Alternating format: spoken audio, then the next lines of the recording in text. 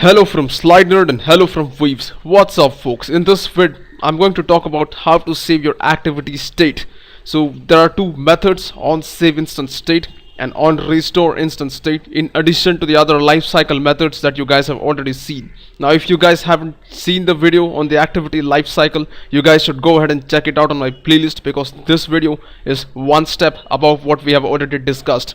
So that being said, first let me guys show you what state is all about. You have a simple app over here that is having an edit text. You're typing something like OMFGI, but suddenly you rotate the screen and take a look what happens. That text is gone. That information is not saved. So how will your user feel, or how will you feel as a user? You will get frustrated. You will probably delete the app, right? So let me go ahead and show you the definition of edit text over here. This is the XML layout of edit text. It's a wrap content, wait, EMS or whatever. Don't worry if you don't know how the edit text looks and works. We will talk about these controls in detail later. But for now, what I want you guys to understand is this. Again, you have the same app, landscape mode, OMFGI, and as you rotate the device, this time the information is stored. How did that happen? So this here, if you see, I have given an Android ID @ID/text. Now whenever I give an ID to a control in Android, it automatically saves its information when the activity is destroyed and created back. Alright, that being said, let me actually jump to Eclipse and show you a demo of what is happening. So here I am in my Android developer tools. Alright, I have a sample app installed on my emulator. It's called State Test. You don't need to worry about the code of this app. What I want you guys to see is what happens when I run this app. Now this app is going to print some messages on the log cat screen over here. Alright, it is basically the life cycle of an activity, but there are two additional methods. So just take a look what happens if I click state test and start it. As you see, on create, on start, on resume is called quickly. Alright, so now if I block this activity by calling show activity dialog over here, yes, you can see the dialog has come over here, and there is something over here. On pause is called, and take a look. It says on save instance state was called. Alright. Again, if I close this, on resume is called, right? Then if I go to my home screen, if you guys remember, on pause and on stop are going to be called. And again, take a look. On save instance state is called. Alright. So again, if I go back into my apps section inside here and I start my state test, as you see, on restart, on start, and on resume are called.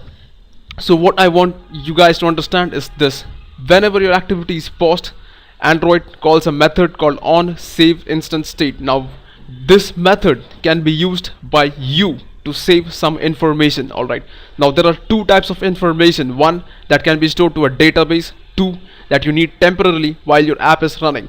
The database information is not supposed to be stored here. Alright, whatever temporary information you have, like you have some variables, you may have some values, those things which you need to store to make sure that the user doesn't feel a pinch when the activity is destroyed and created back, you can save them inside this method on save instance state. Remember, the Android operating system calls this method after your activity has been paused. Alright, so that being said, let me actually go here, rotate my app from portrait to landscape mode, and show you guys what happens. If you guys remember the life cycle of an activity, whenever we rotate the device, it is going to get destroyed, right? The activity is going to get destroyed and it's going to be created back. So let me say control F11 and rotate the device.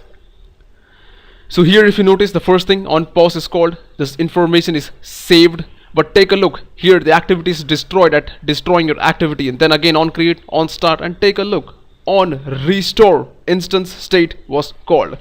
Now whatever values you saved inside this method on save instance state, you can get those values here inside on restore instance state. So that means this method is called after your activity has been destroyed and is created back again, and that way you can obtain some information back, right? So this is the best way you can avoid issues being, avoid data being lost. Alright, but there is one thing you guys need to remember. Again, if I go ahead and I say show activity dialog, your on pause will be called, then your information will be saved inside this on save instance state. If I close this, that is gonna be normal, right? If I rotate my orientation by saying control F11, remember, first information will be saved inside this, then on restore instance state will be called, inside which you can have your values back, right? There is one small exception to this, and that is your back button. Take a look. If you press your back button over here, you're just destroying your activity because back was pressed. When you press your back button, Android calls finish method on your activity, and that means it assumes that your activity is no longer needed by the user. So that in that case you cannot restore your information back. Alright, so I believe you guys understood something about this on save instance state and on restore instance state. In the next video I'm actually going to talk about the details of these methods and how you should save values and how you can get your values back. So for now, what you guys need to remember is only two things. Whenever you have to save some information, use that on save instance state method, and whenever you want to get some information back after the activity has been destroyed, use your on restore instance state. So if you guys liked what you saw, please subscribe to my channel, comment, let me know what you think about this. Thanks for watching. I'll catch you guys later. Have a nice day.